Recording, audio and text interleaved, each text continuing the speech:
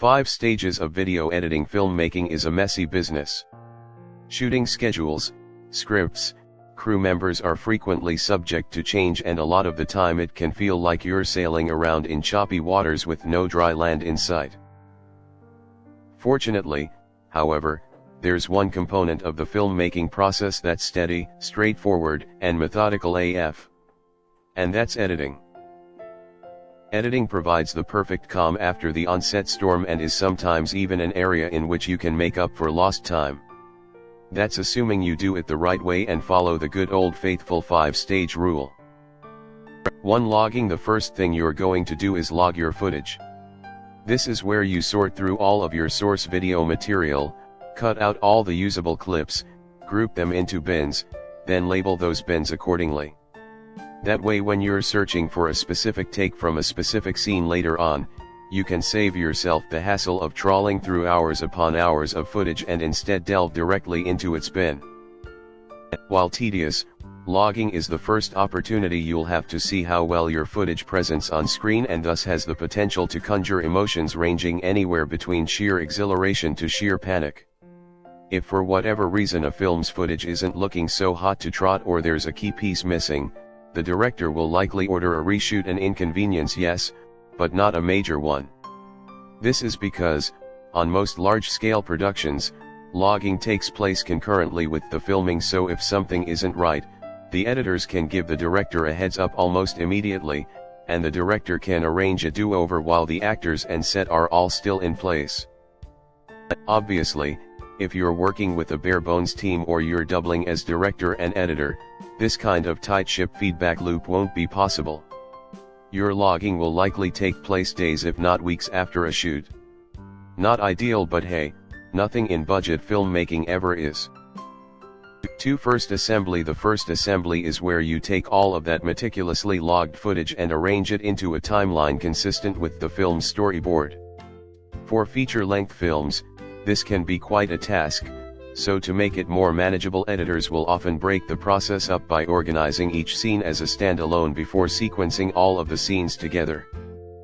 Where logging gives you your first glimpse at your film's footage, the first assembly gives you the first glimpse of your movie laid out in a linear structured format, albeit an extremely long one. For the purpose of maintaining optionality until the next stage, you'll want to slot multiple versions of the same take all along your timeline, resulting in a first assembly cut somewhere in the vicinity of 2 to 3 times the duration of your eventual finished product. Which is precisely what you need. Because in the next step, you'll be whipping out the hedge clippers and attacking that wild, woolly timeline of yours. Just before you begin, be sure to save your first assembly in all its messy entirety.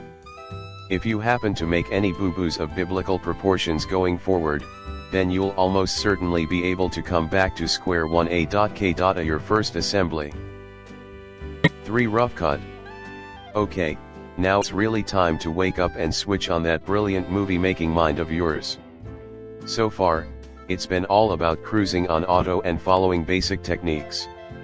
But from here on out, you'll be required to make some pretty tough decisions, and nowhere will they be tougher than during the rough cut. With the rough cut, you'll be trimming that crazy long first assembly down to one neat, tidy first draft. This means going through all of the different versions of each take and picking out the best one to keep. Think annual Facebook friends call, only harder. Next, you're going to turn your attention towards the structure and pacing of the film, adding in pauses, transitions, titles, dummy narration, and anything else that'll help capture and convey the emotions and messages embedded in the narrative. If you're working under a director, he or she will be peering over your shoulder and weighing in heavily during this part. If you're working solo, then the creative license is all yours. Once you're done with your rough cut, you're going to show it to your client or director and hope they say love it, as this will mean no more structural changes need to be made and you're on the homeward stretch. 4. Fine cut.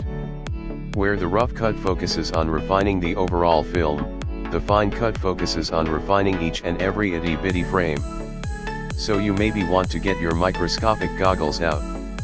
No, but seriously, you are going to need to pay super close attention to every cut, making sure that they flow from one to the other in a seamless fashion.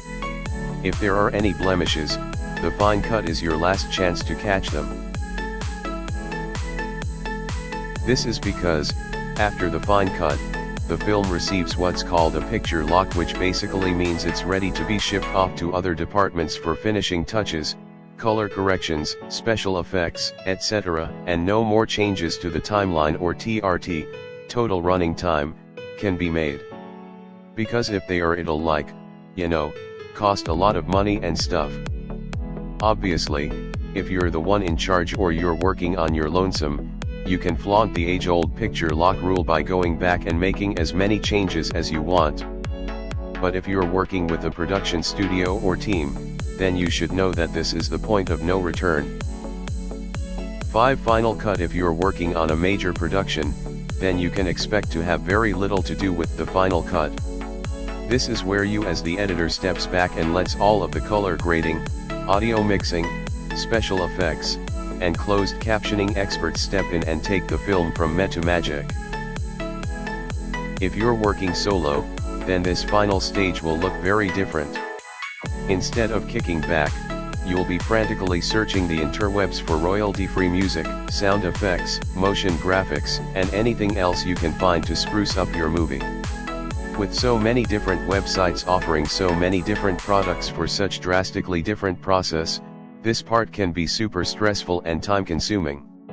So to alleviate some of the burdens, you're definitely going to want to find yourself one marketplace offering all the goods, so you need to not flit around from site to site for hours on end. Conclusion: regardless of whether you're a one-man editing show working on your own passion project or part of a massive post-production team churning out movies for high-profile clients, this 5-stage video editing formula will always apply. And that's simply because it makes the most sense.